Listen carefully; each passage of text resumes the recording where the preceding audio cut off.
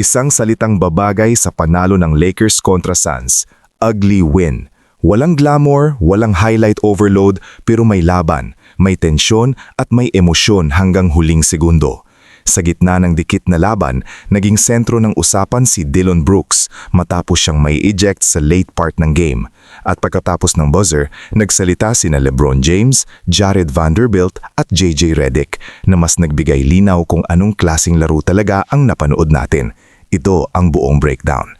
Unahin natin si LeBron James.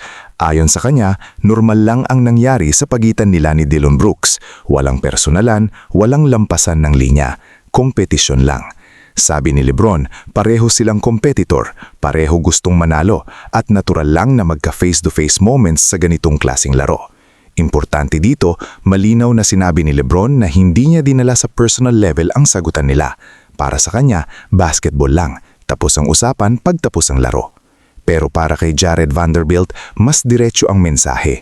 Ayon sa kanya, dala ni Dillon Brooks ang kanyang mga antics at sa gabing ito, iyon mismo ang ikinatalo niya. Hindi na bago ang reputasyon ni Brooks sa ganitong klaseng laro. Pero malinaw ang punto ni Vanderbilt, may presyo ang ganitong asal at ngayong gabi, iyon ang nangyari.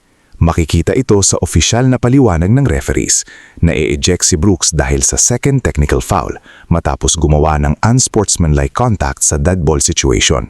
Ibig sabihin, hindi ito basketball play. Disiplina ang usapan dito. Pumasok din sa eksena si JJ Redick. Matapos mai-eject si Brooks, nagkaroon ng technical free throw at si LeBron ang kumuha. Pero ayon kay Redick, mas gusto niyang si Luka ang tumira. Hindi dahil mali si LeBron, kundi dahil sa sitwasyon at rhythm ng laro. Isang maliik na detalye, pero nagpapakita kung gaano ka-detail-oriented ang coaching staff ng Lakers ngayon. At sa kabuuan ng laro, sinabi ni Redick na winning ugly is actually really fun. Dahil ibig sabihin, bumaba kayo sa putikan, lumaban kayo at hindi kayo umatras. Walang perfect execution, pero may puso, may grit at may commitment hanggang dulo. At iyon mismo ang ipinakita ng Lakers sa 116-114 panalo kontra Suns. Ang tanong ngayon, ganito ba ang klaseng Lakers na makikita natin ngayong season?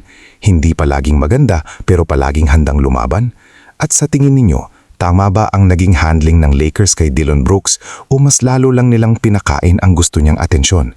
At isa pa, dapat ba talagang si Luka ang kumuha ng technical free throw sa ganung moment? Comment down below.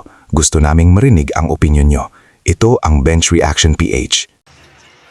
So a lot of switching right now and LeBron James just posting up Gillespie.